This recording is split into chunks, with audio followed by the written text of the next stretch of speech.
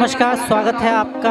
मैं हूं राजेश्वर चौहान और आप देख रहे हैं JNN न्यूज़। मैं हूं इस वक्त सिविक सेंटर, जी हां, MCD की जब हम बात करते हैं तो MCD में एक परेशानियां ढूंढो हज़ार मिलेंगी और पिछले बहुत समय से मैं आपको इनकी परेशानियां दिखा रहा हूं MCD की, खासकर कर्मचारियों की।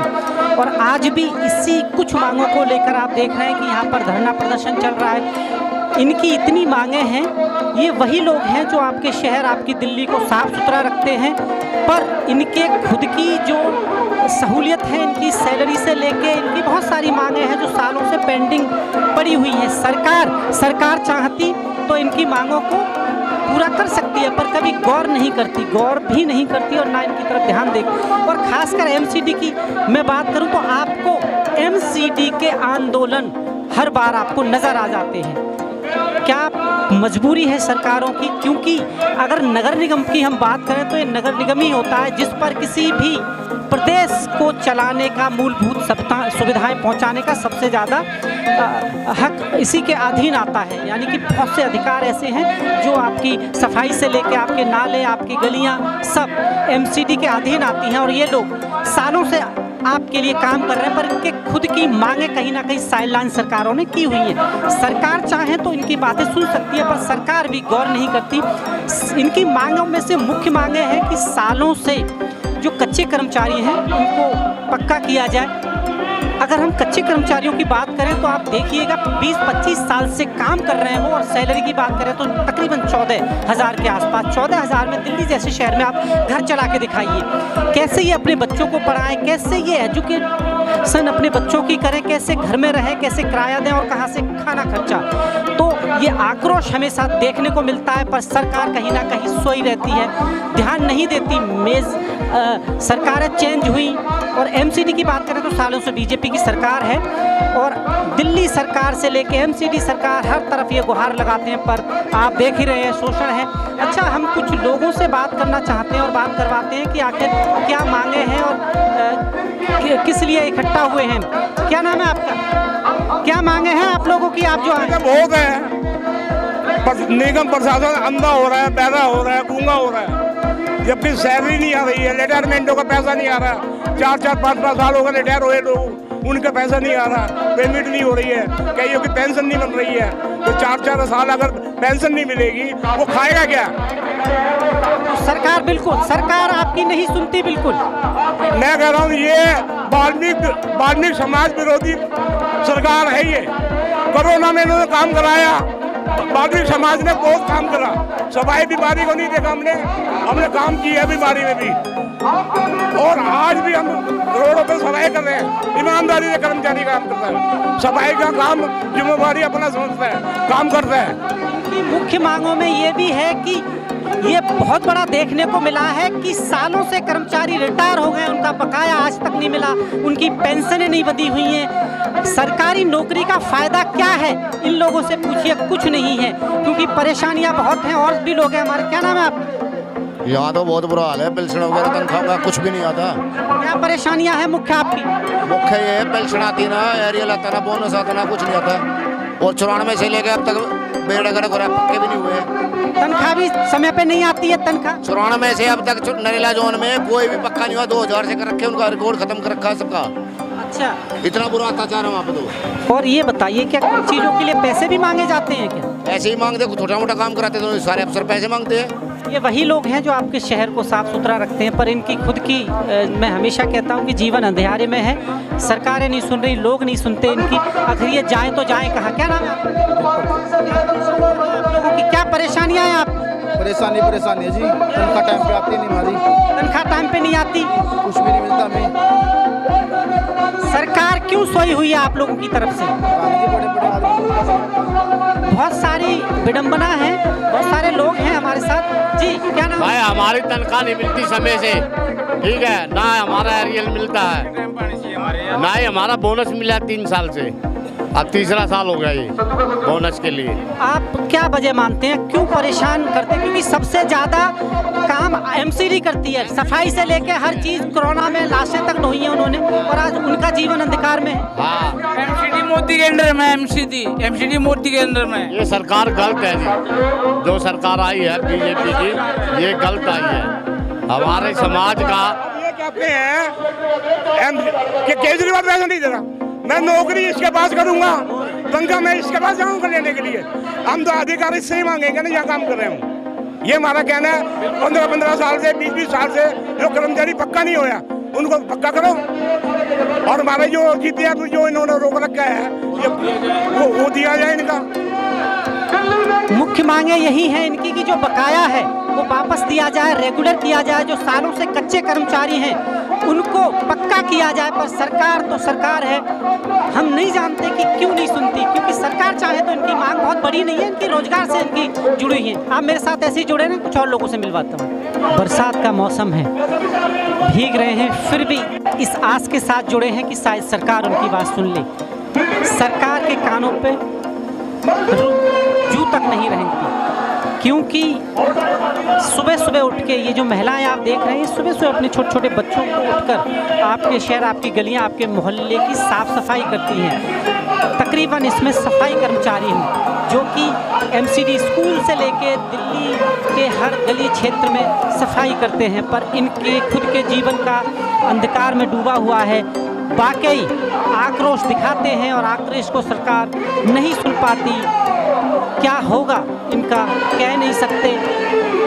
हर बार ये देखने को मिलता है कि एक आस के साथ ही आते हैं। आप मेरे साथ जुड़े रहें, मैं तस्वीरें आपको दिखा रहा हूँ। दिल्ली एमसीडी, एक परेशानियाँ ढूंढो आपको 1000 मिल जाएंगी, और ये परेशानियाँ आखिर सफाई कर्मचारियों के साथ ही की जुड़ी हुई हैं। सरकार नहीं सुनती, प्रशासन नहीं सुनती, आप देख रहे हैं।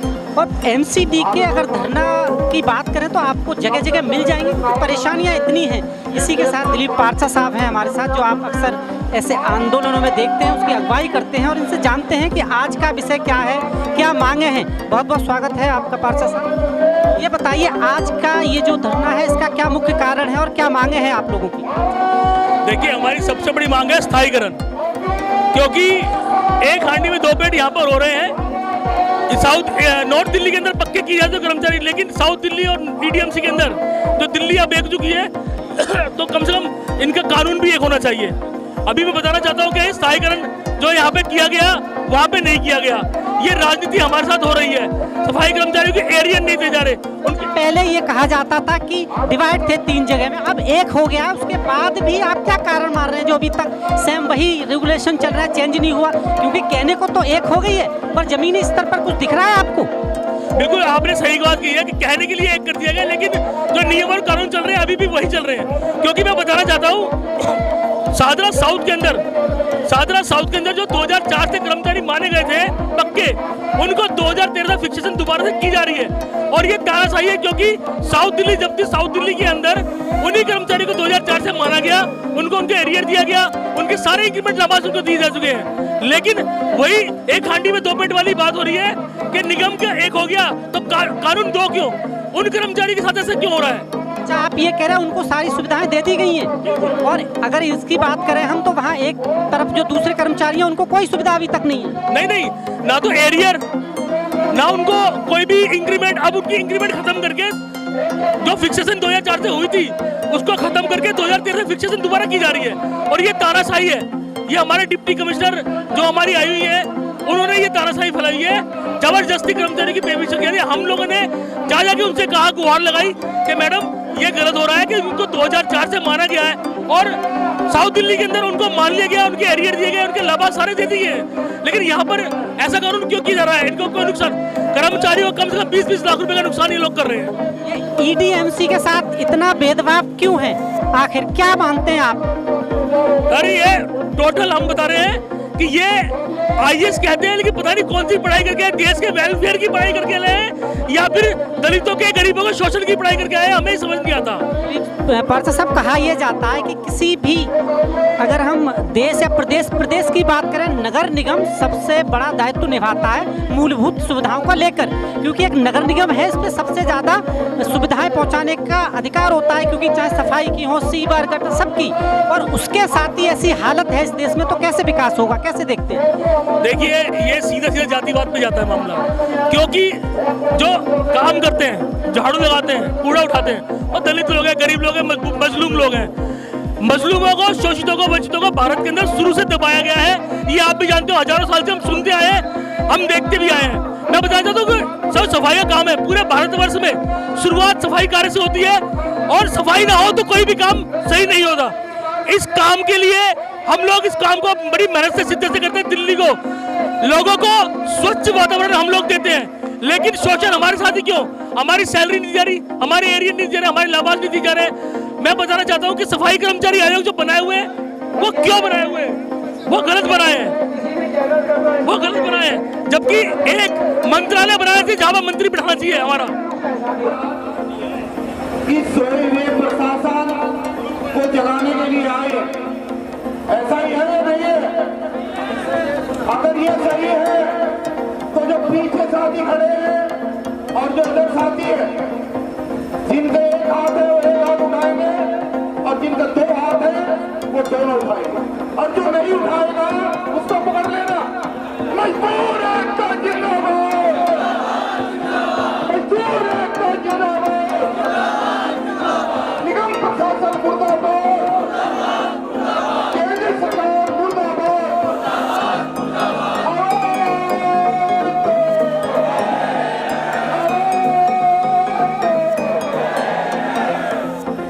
आज की इस फेडरेशन के तमाम मेरे पदाधिकारीगण, जिन्होंने दिन रात मेहनत करके आज इतना सुंदर प्रोग्राम किया है, और दिल्ली नगर निगम मजदूर फेडरेशन की तमाम समर्थित यूनियन, जिन्होंने दिन रात करके दिल्ली के कोने कोने से मेरे सभी सफाई कर्मचारियों में आने का काम किया है। सभी का मैं दिल की गहराई से धन्यवाद करता हूँ, और सभी का अभिनंदन करता हूँ आज यहाँ सिविक सेंटर के प्रांगण में। दोस्तों, भाषणबाजी बहुत हुई है, और मेरे पूर्व वक्ताओं ने आपको बहुत सारी चीजें कही है। मैं आपको एक नई बात बता करके ज्यादा लंबा वक्त आपका नहीं होगा। सब लोग ध्यान दें, और विशेष रूप से ध्यान दें यूनियन के वो कर्मचारी नेता जो अलग अलग हिस्सों में कर्मचारी यूनियन के प्रतिनिधित्व करते हैं। देखिए, देश के अंदर 2018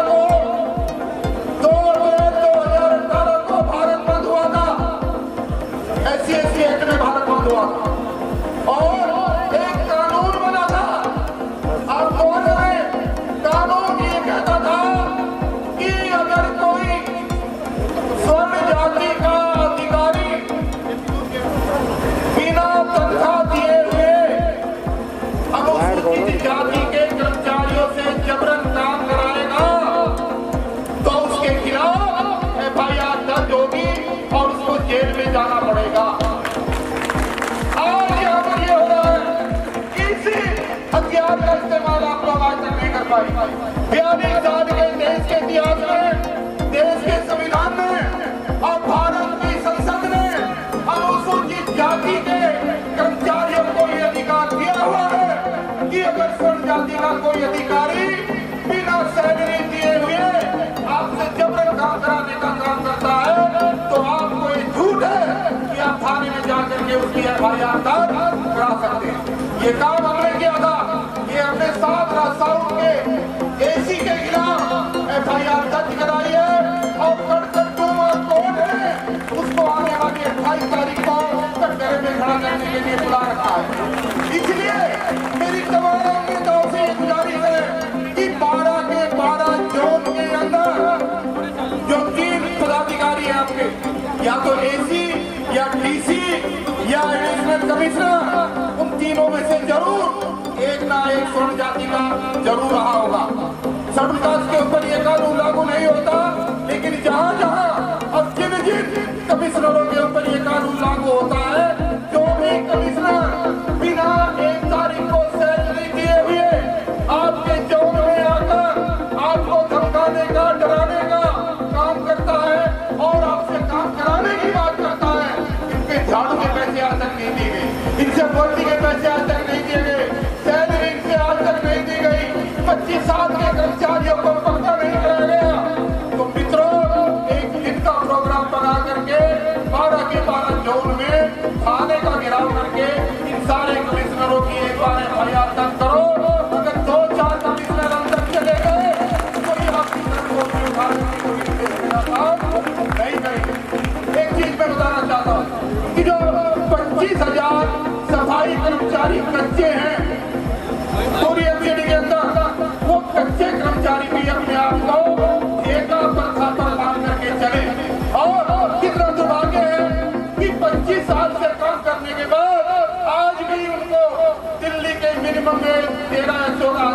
सैलरी देनी पड़ रही है, ये सर की बात है। हम आज प्रशासन से ये मांग करते हैं, हम भारत के संस्कार से ये मांग करते हैं, हम कमिश्नर साहब से ये मांग करते हैं कि सुप्रीम कोर्ट का आदेश कि समान कार्य का समान वेतन ये लागू करो। और अगर कच्चे कर्मचारियों को पक्का नहीं कर सकते तो सारे कच्चे कर्मचारियों की सैलरी 50,000 रुपए महीना करो, नहीं तो आपका विचार नहीं सुनेगा। हमारे बीच में स्वामी दयानंद अस्पताल की बहुत सारी महिलाएं जो पढ़ करके मुख्यालय पर पिछले 6 महीने से धरना दे रही है, वो लड़ाई स्वाभिमान की लड़ाई है। उन्होंने कहा है कि हम नौकरी कहीं और भी कर सकते थे, लेकिन हमें सवाल नौकरी का नहीं है। आज सवाल यह है कि हमने 14 सालों तक अगर निगम में सेवा दी है तो हमें निगम के अंदर पक्की कर्मचारी चाहिए, पक्की नौकरी चाहिए, और वो अपने वहां पर डटी हुई है। तो मैं बहनों से भी कहना चाहता हूँ, मैं उन कच्चे कर्मचारियों से भी आह्वान करना चाहता हूँ कि आपको घबराने की जरूरत नहीं है। इस फेडरेशन के बैनर के नीचे जो आज ये ऐतिहासिक शुरुआत हुई है, ये शुरुआत आप सबको पक्का कराएगी और आपकी एक बातों को दिलाने का काम करेगी। और साझा दो के जो कर्मचारी है वहाँ पर अभी भी F8 17 को लागू करने के लिए वहाँ की कमिश्नर डटी हुई है, और हम उसको ये कहना चाहते हैं कांग्रेस साहब कि परिवार के अंदर एक विभाग के अंदर 2 कानून नहीं हो सकते। जब ये कानून खत्म हो गया F8 17 का तो वहाँ के कर्मचारियों की कटौती करना बंद करो। मेरे पास बहुत सारे पेपर हैं जो कुछ कर्मचारियों की फिक्सेशन कर दी गई है, जिनकी 32,000 बेसिक की 32,000 बेसिक घटा करके 23,000 कर दी गई है, जिनकी सैलरी 60,000 थी उनकी सैलरी घटा करके 35,000 कर दी गई है। इसलिए मेरी तमाम साथियों से ये निवेदन है कि जब भी जहाँ पर भी इस तरीके के आंदोलन है, सब लोग पहुँचने का काम करें, सबको न्याय दिलाने का काम करें। एक बात कह रहे थे, मेरी बात खत्म कर रहा हूँ पवार साहब, कि हमेशा दरिया के अंदर छोटी छोटी नदियां और नालियां गिरा करती है, और ये फेडरेशन नगर निगम का महासागर बन चुका है। महासागर और मेरी हाथ जोड़कर प्रार्थना है उन छोटे छोटे संगठनों के लोगों से जो आज भी गुमराह करने का काम कर रहे हैं, वो सभी यूनियनें जो किसी भी कारणवश आज इस प्रदर्शन में शामिल नहीं हो पाई, उनसे हाथ जोड़कर प्रार्थना है कि वो सारी यूनियनें अगले प्रोग्राम में मजदूर फेडरेशन के नीचे आने का काम करें, और अगला प्रोग्राम और ऐतिहासिक होगा, ऐसी उम्मीद करते हैं। इन्हीं शब्दों के साथ मैं अपनी बात को ही बात एक नारे के साथ जय जय जय जय जय भीम, नीचे वाले नहीं बोलने भाई, इधर वाले भी नहीं बोलने पड़े, जय जय जय जय जय भीम, जय जय जय जय जय भीम, भारत माता की, भारत माता की,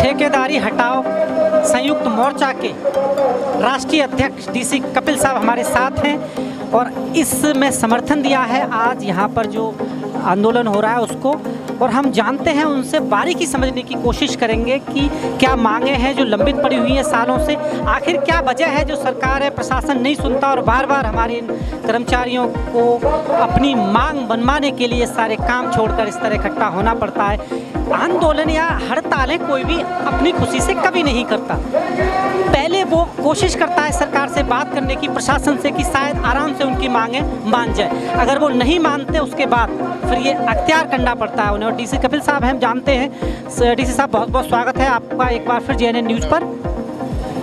आज क्या क्या विषय है और किस लिए इकट्ठा हुए हैं, थोड़ा इस पर रोशनी डालिए। देखिए, विषय कोई अलग नहीं है, ये दिल्ली में नगर निगम के सफाई कर्मचारियों की लंबित मांगे काफ़ी वर्षों से पेंडिंग चल रही है।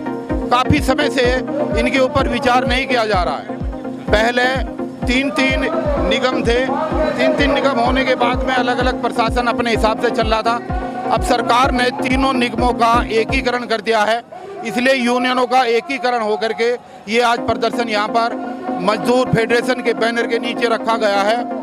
डीसी साहब, आप कह रहे हैं एकीकरण तो हो गया है, पर एकीकरण कभी कभी लगता है कि सिर्फ पेपर में कर दिया गया है, पर जो कानून थे वो अभी तक एज इट इज है। क्योंकि मैंने ये भी देखा है अभी तक कुछ हिस्सों में कुछ कर्मचारियों को वेतन मिल रहा है और कुछ जगह नहीं मिल रहा है। जब एकीकरण नहीं हुआ था तब भी कर्मचारियों की डिमांड ऐसे की ऐसी थी, आज एकीकरण हो गया, आज भी डिमांड ऐसे की ऐसी है। तो इसका कोई लाभ नहीं मिला अभी तक। देखिए, कच्चे कर्मचारी 25 साल से पक्के नहीं किए गए हैं, FR 17 को लागू किया जा रहा है और वेतन समय पर नहीं मिल रहा है, वर्दी का पैसा नहीं मिल रहा है, बोनस नहीं मिल रहा है और तमाम जो लोग रिटायर हो रहे हैं, रिटायर होने के बाद उनको जो लाभांश मिलना चाहिए, उनको जो साथ में रिटायरमेंट के दिन उनको चेक मिलना चाहिए, वो नहीं मिल रहा, कैशलेस सुविधा नहीं मिल रही।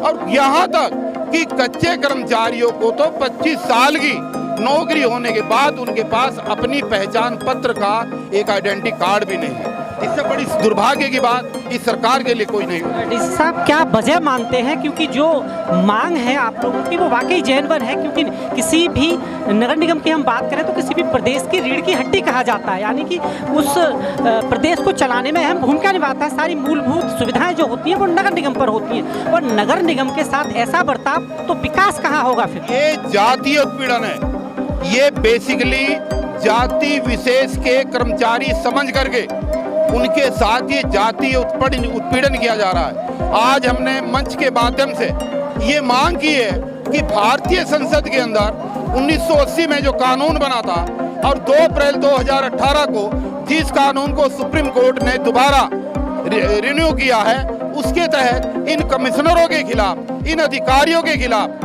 जो समय पे सैलरी नहीं देते, जबरन काम करा रहे हैं, जो वर्दी नहीं देते, काम करा रहे हैं, उसके बाद में झाड़ू के पैसे नहीं देते, काम करा रहे हैं, जो मेडिकल सुविधा नहीं देते, तो इनके खिलाफ जब तक FIR दर्ज नहीं होगी, SC/ST एक्ट के अंदर अनुसूचित जाति जनजाति अत्याचार निवारण अधिनियम 1899 के तहत जब तक 2-4 अधिकारियों को जेल नहीं भिजवाया जाएगा, जब तक ये जातीय उत्पीड़न बंद नहीं होगा। ये जानबूझ करके सफाई कर्मचारियों की जाति को देख करके और जानबूझ करके इनके साथ उत्पीड़न किया जा रहा। नहीं तो ऐसा नहीं है कि मोदी जी के पास पैसा नहीं है, ऐसा नहीं है कि सरकार के पास पैसा नहीं है। अगर सरकार के पास पैसा नहीं था तो नई संसद कैसे बन रही है, फिर सेंट्रल विस्टा कैसे बन रहा है, फिर पैसा कहाँ से आ रहा है? सरकार के पास बहुत पैसा है, MLA खरीदने के लिए पैसा कहाँ से आ रहा है, MP खरीदने के लिए पैसा कहाँ से आ रहा है, नई सरकारें बनाने के लिए पैसा कहाँ से आ रहा है? पैसे की कमी नहीं है, नियत है तो इनकी एक समाज के प्रति उत्पीड़न की नियत है, जिसकी वजह से ये लाभांश नहीं दे रहे। एक चीज़ और है, ये कोर्ट ने बकायदा ये ऑर्डर किया था कि इनकी सैलरी टाइम पर दे दी जाए, तो ये तो कोर्ट के ऑर्डर की भी अवहेलना कर रहे हैं सरकार।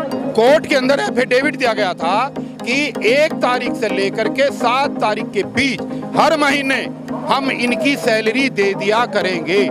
लेकिन ये देन करने के बावजूद भी देखिए, जैसे मैंने कहा, एकीकरण अब हो गया। इससे पहले की स्थिति ये है कि EDMC के कर्मचारियों को 7-7 महीने से सैलरी नहीं मिली और इधर की कारपोरेशन में भी यही हाल है। तो जो सरकार सैलरी नहीं दे सकती, उस सरकार को इस समाज के लोगों से सफाई कर्मचारियों को सफाई कराने का कोई हक नहीं है। एक चीज़ और हम भारतीय जनता पार्टी से एक बात और कहना चाहते हैं कि दिल्ली में नगर निगम के चुनाव आने वाले दिसंबर में निर्धारित हैं, ठीक है। अगर उन्होंने इन सफाई कर्मचारियों की एक डिमांड दिसंबर से पहले पूरी ना करी, सभी कर्मचारियों को पक्का ना किया, तो इस बार कसम खाई जाएगी कि किसी भी सूरत में भारतीय जनता पार्टी को सफाई कर्मचारी वोट नहीं देगा।